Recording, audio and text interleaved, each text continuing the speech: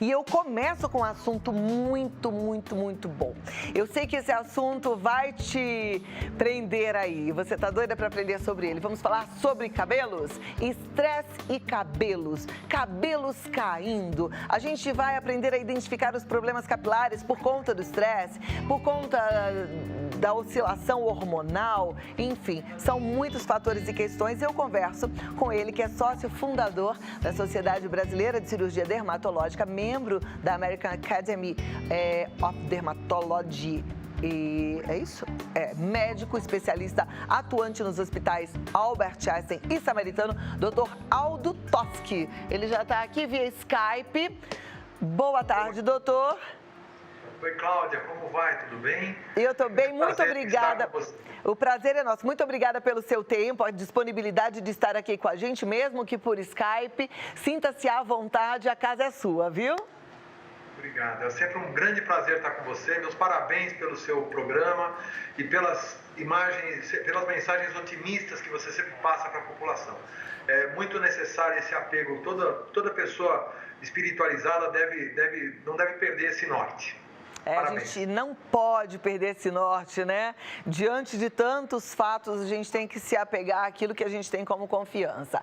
E aí, diante disso tudo, tem muita gente estressada, tem muita gente com a ansiedade descompensada, percebendo cabelos caindo. Tem ligação, doutor? Também, tem sim. O estresse, ele pode ser físico, né? Como uma gripe, uma diarreia, uma febre, né? Uma infecção qualquer gera um processo de estresse físico. Então, reações orgânicas que geram um desgaste orgânico. E o estresse pode ser emocional também. As emoções também podem gerar esse mesmo desgaste.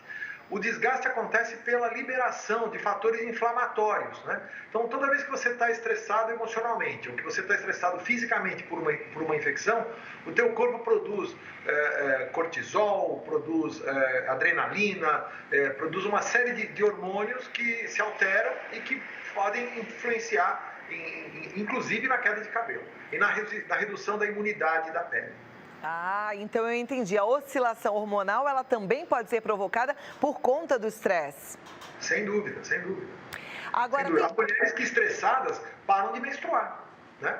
Quantas pessoas passam por problemas sérios de depressão, por exemplo, e param, cessam as menstruações? Por que isso acontece? Quer dizer, a área pensante do cérebro interfere na área não pensante, né? Na parte autonômica.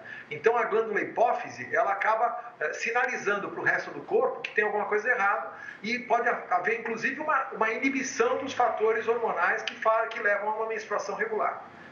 Bom, então, nesse caso, a queda de cabelo, ela pode ser um sinal de que a pessoa precisa prestar atenção nela, precisa voltar a encontrar seu equilíbrio pessoal, porque, pelo visto, é uma bola de neve, né? Porque o desequilíbrio hormonal também não vai gerar só a queda de cabelo, vai gerar uma série de outros problemas. Então, a pessoa precisa ter uma atenção especial. Às vezes é a ponta do iceberg, né?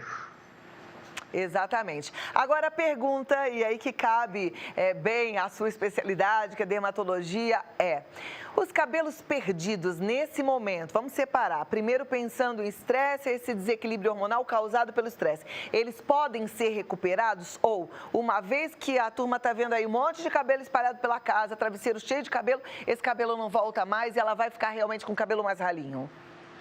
Depende do paciente e depende da causa subjacente. Uma coisa é a queda temporária. Eu até tinha feito uma apresentação, não sei se você consegue colocar na tela para a gente discutir ponto a ponto, não sei se eu tenho tempo para isso, não sei. Vamos sim, vamos colocar na tela. Inclusive, assim que a produção colocar, a gente já comenta.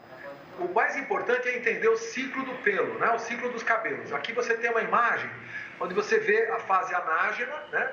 E depois tem o período que leva até 7 anos. O cabelo ele nasce, cresce. Eu não sei se eu consigo. Você consegue ver isso? Eu consigo. Sim. Vocês conseguem enxergar aqui? Sim, estamos vendo direitinho. Tá ótimo. Ótimo. Então aqui você tem a papila bulbar, né? A parte viva do cabelo está aqui embaixo. Uhum. Então nessa região o cabelo ele cresce, né? Ele se desenvolve e essa fase aqui ela dura até 7 anos. Quer dizer, o cabelo ele cresce, ele nasce e se torna adulto nessa fase. Depois ele começa a entrar numa fase chamada fase catágena, que é uma fase de transição, onde ele começa a entrar num processo de final de vida. É nascimento, crescimento, maturidade e morte capilar.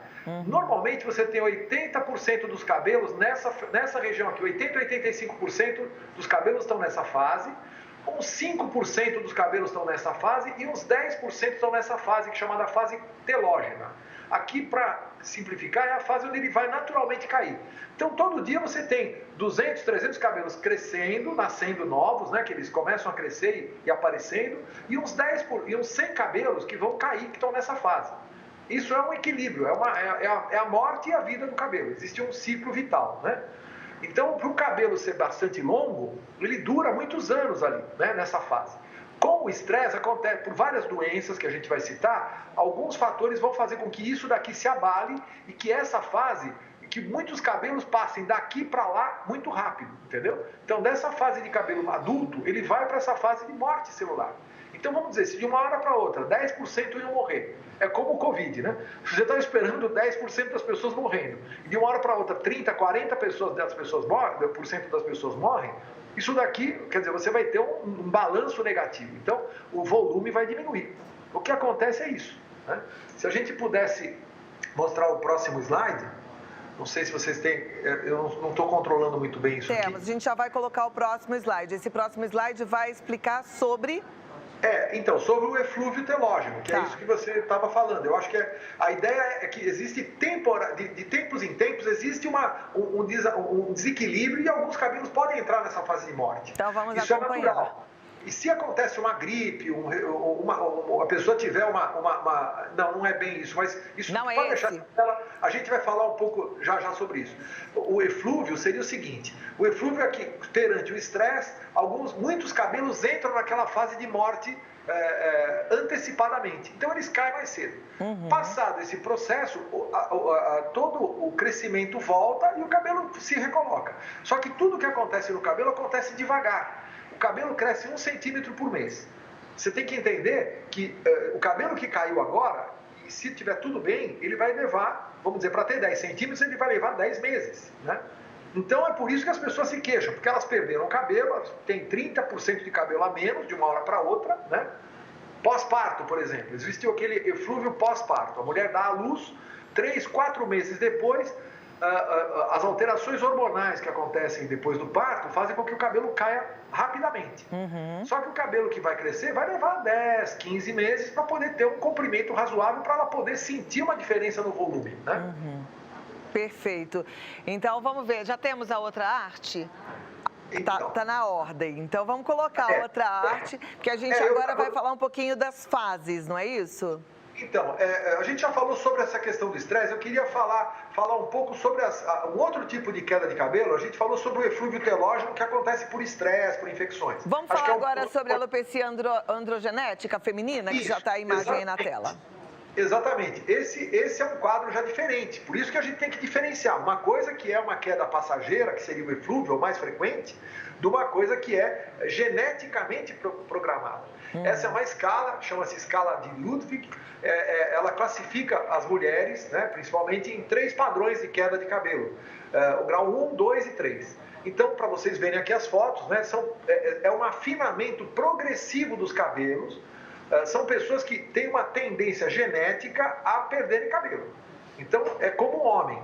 Ele pode nascer com um receptor mais sensível ao hormônio masculino e ele vai ficando calvo a partir de um certo momento na vida. A mulher, normalmente dos 20 anos em diante, ela começa a poder ter esses sintomas se ela tiver essa genética ou se ela tiver uma alteração hormonal importante.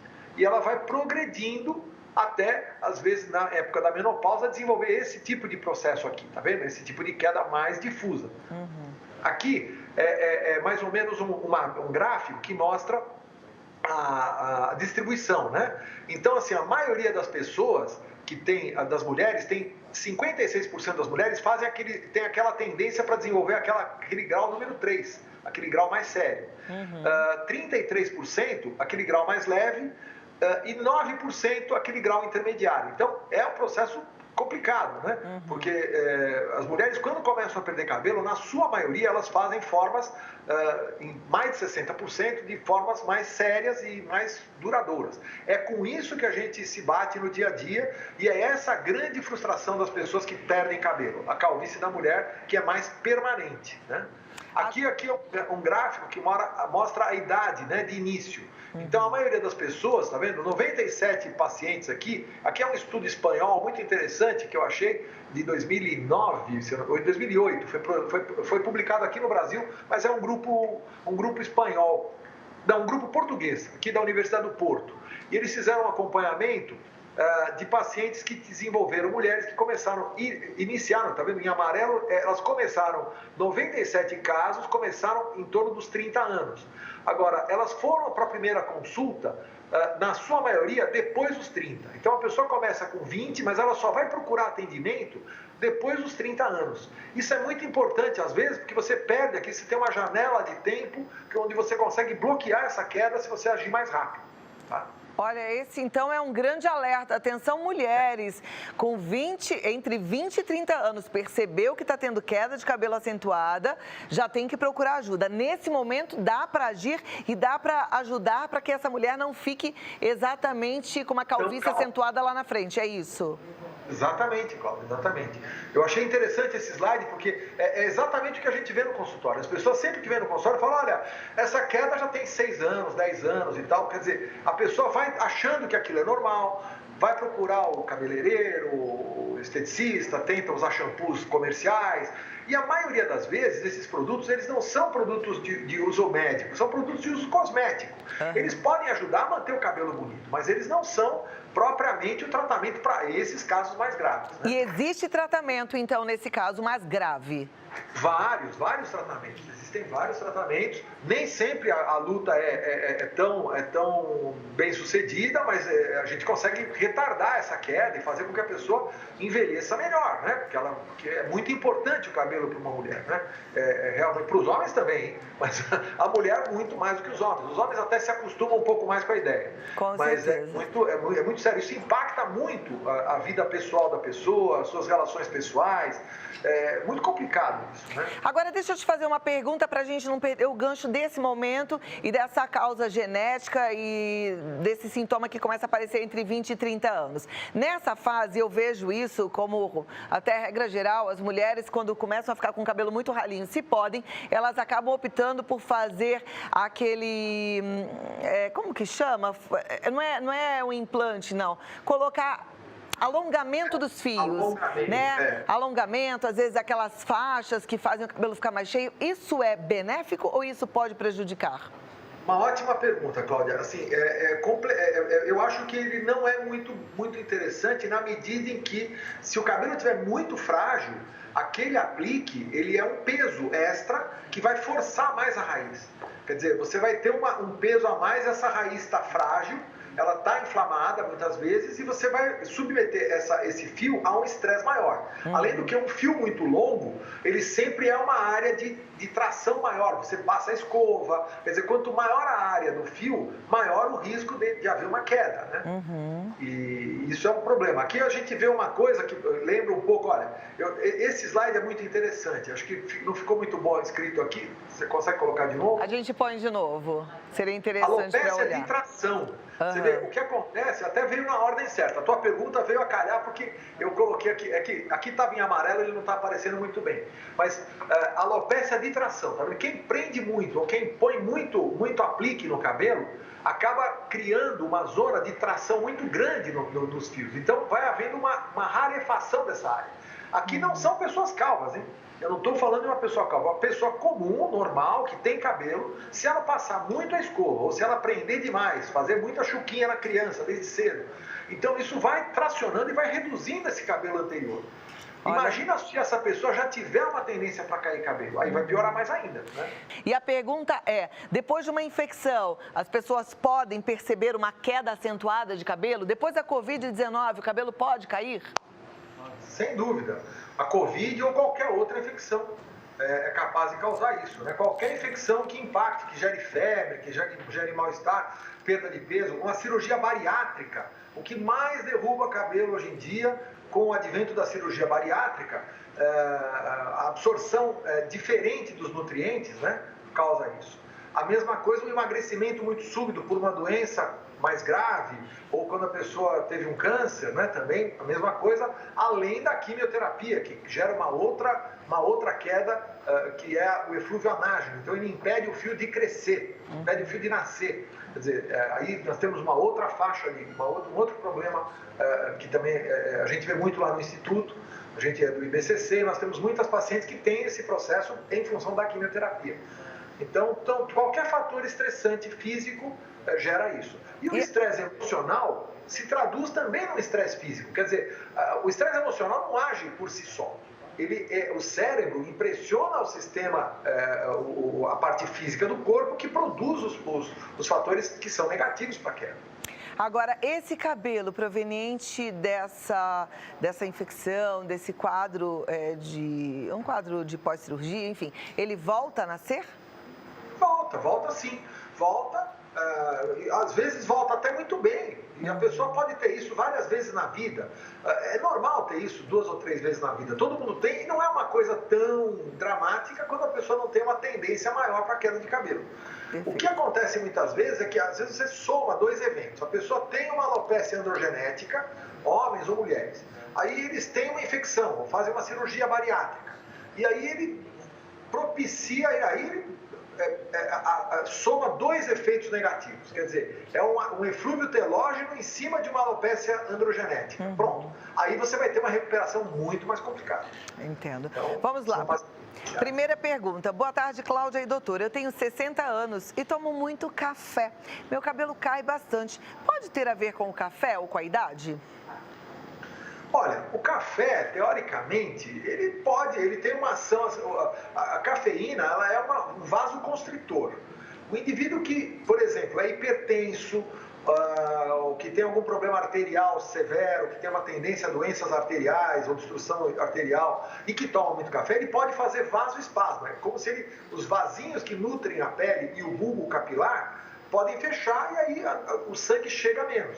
O fumante e o indivíduo que toma muito café, e normalmente é a mesma pessoa, né? A pessoa que toma muito café fuma para tomar café e toma café para fumar.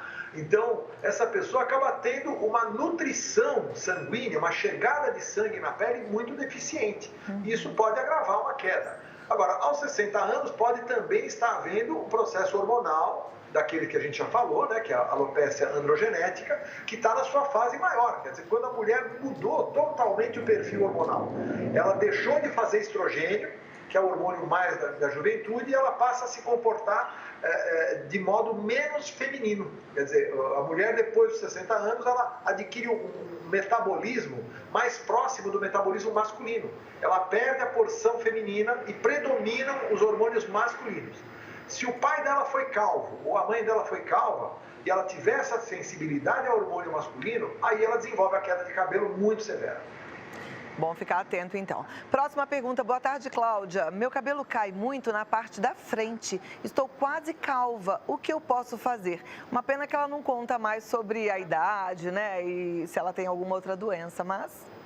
Então, se ela não for uma pessoa que vive fazendo tração, né?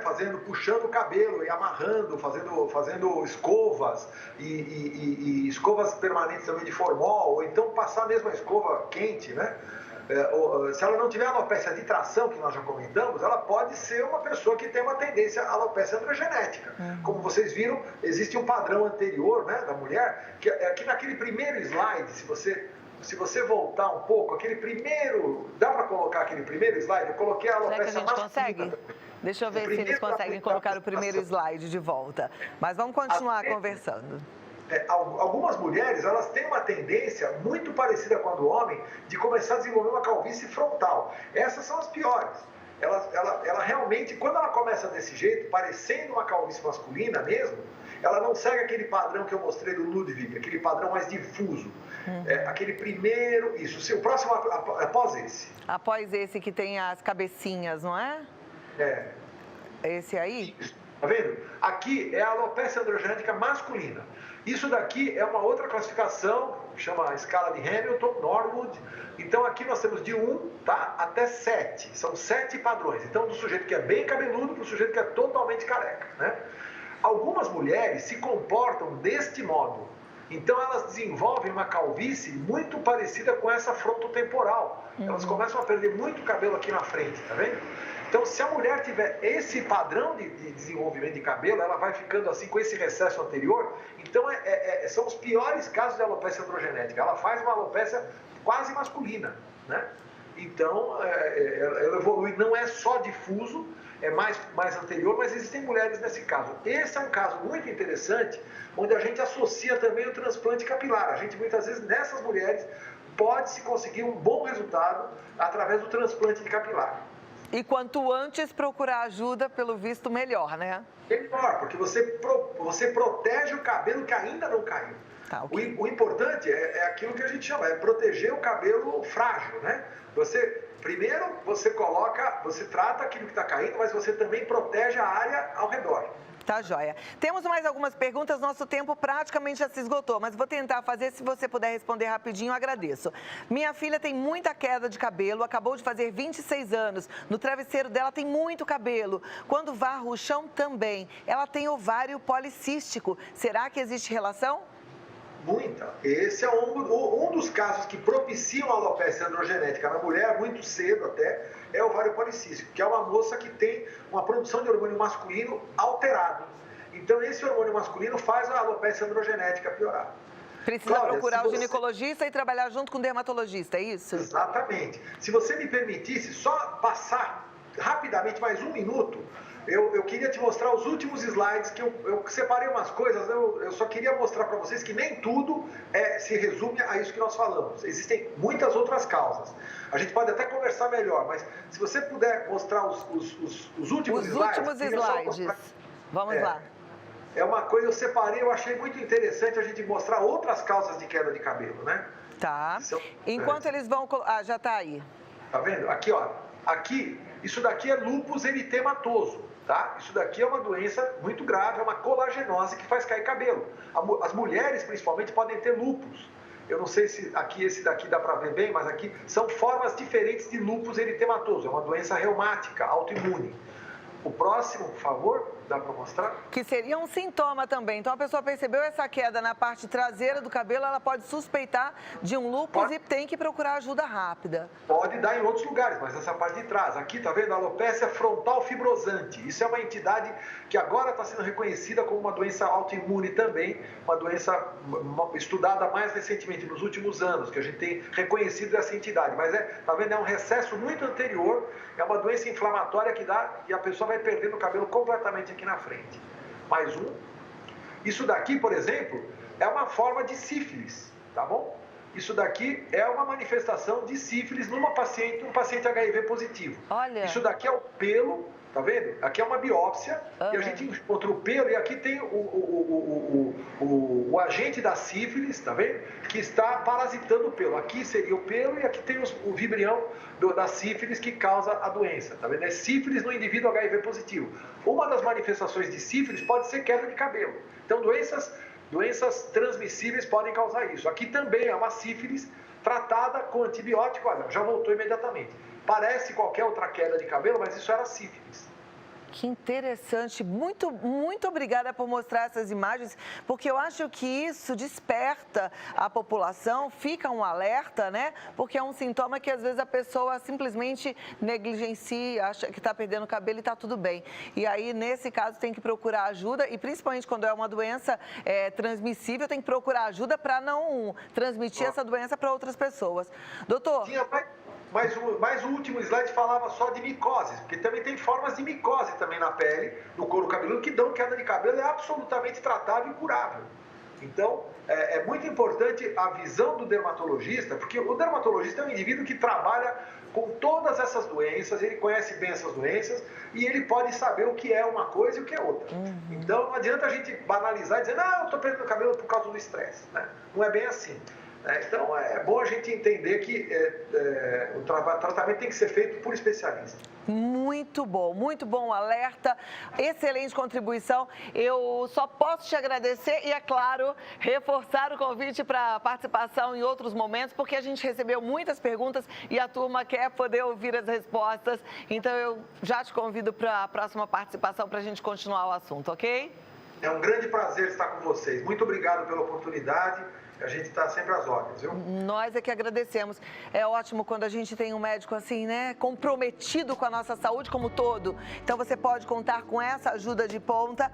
O Dr. Aldo Toschi está no site www.aldotoschi.com.br, aldotoschi.com.br e o Face Dr. Aldo Toschi, o Instagram Aldo Toschi Dermatologista.